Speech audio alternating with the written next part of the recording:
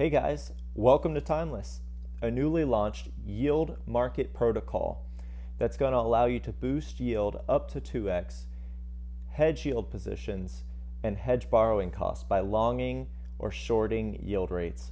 Got some questions? I thought you might. Let's dive in. Once you jump onto our homepage and scroll down, you can see a ton of good info. This is a great diagram showing exactly what happens when you deposit some token into the Timeless protocol. Your token is really split into two parts, a perpetual yield token and a negative yield token. However, you do have the option to accept a compounded perpetual yield token instead of a perpetual yield token. The big difference here is that when you choose to hold a compounded perpetual yield token, it's auto-compounded for you, but the yield that is earned in more PYT.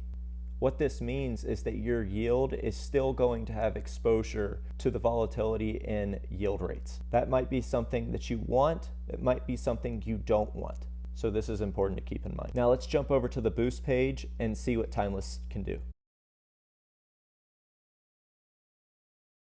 When you use the yield boosting feature, you're essentially buying XPYT on the market.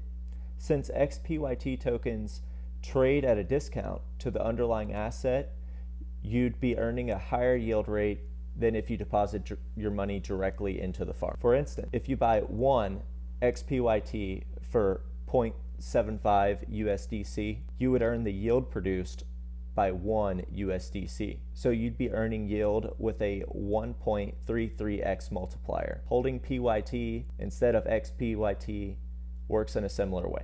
If you're curious how you find the multiplier, it is by dividing 1 PYT by the cost of the underlying asset needed to buy 1 PYT. In the situation I just gave you, it took 0.75 USDC to buy 1 PYT.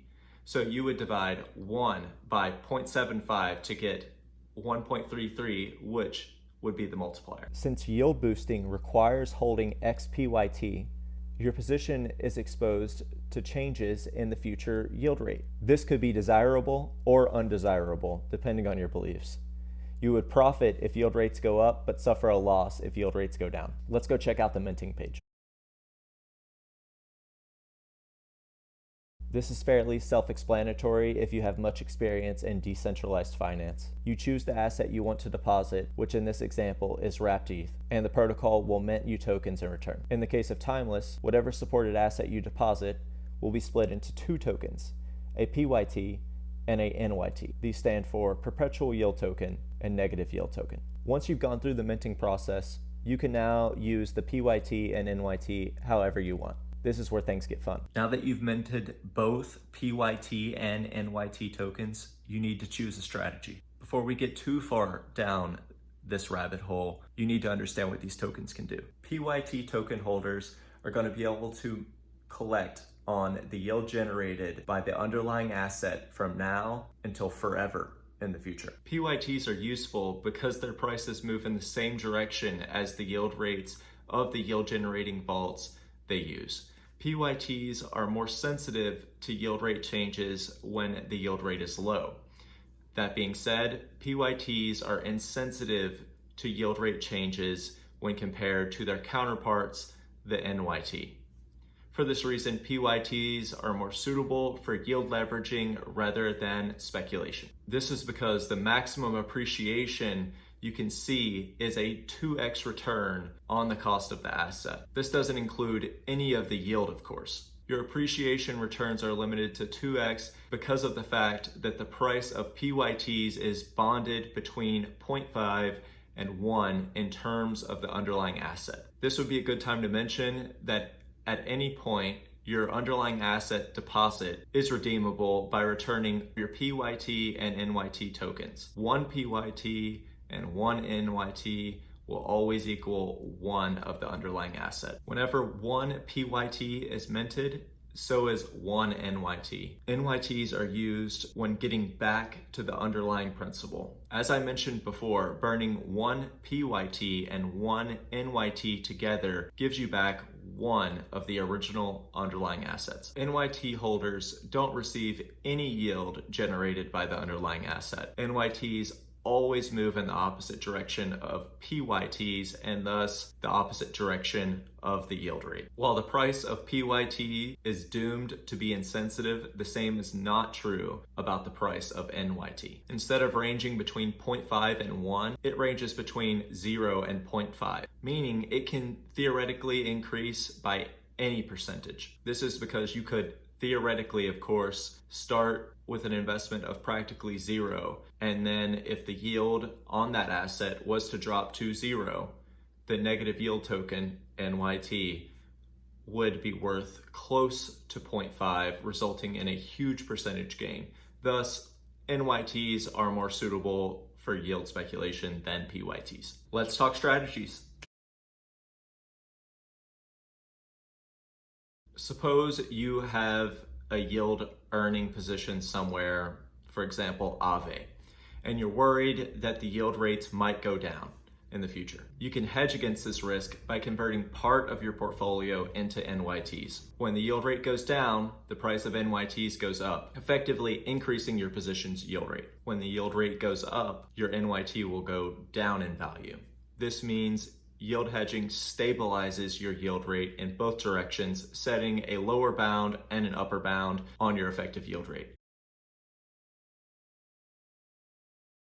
Similarly to yield hedging, you can take advantage of the fact that PYTs and NYTs trade with yield rates. If you have borrowed with a variable rate, you may want to hedge against the cost of borrowing going up by buying timeless PYTs. Okay, so now that we have made a deposit into Timeless, let's check out the swap page. The first clear use case here is swapping whichever of the minted assets you don't need for something else that makes more sense. For example, if you wanted to hedge your yield, you might want to swap some PYT for NYT to offset any reduced yields your assets may be accruing elsewhere. Maybe you're asking yourself, should I swap PYT for XPYT or vice versa? Well, this is the page you can easily get that done on. Either option is valid. If you hold PYT, you need to manually claim the yield, but the yield is stored as the underlying asset, making it stable. If you hold XPYT, you don't need to manually claim the yield, but the yield is converted into PYT, which is exposed to future yield rate changes, making it less stable.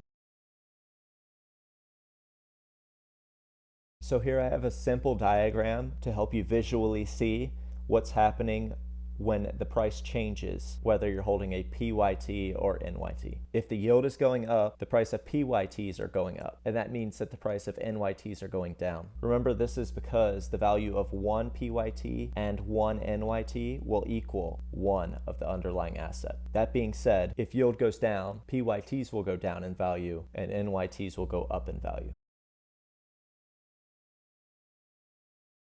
No, that would only make sense if no PYT holder wanted to receive their principal back. No, you are taking on volatility risk associated with yield rates. You also have to eventually lock up more liquid assets in order to buy NYTs when you want to receive back your original principal. Awesome. Thanks for making it to the end of this video. Go ahead and hit the like button, subscribe if you want to get more updates like this on the Timeless protocol. Comment down below any other information you want me to put out for you guys. Happy to do that. And if you have more time, stop by our Discord, get to know the team. I'll make sure to drop some links below for you. Have a good rest of your day.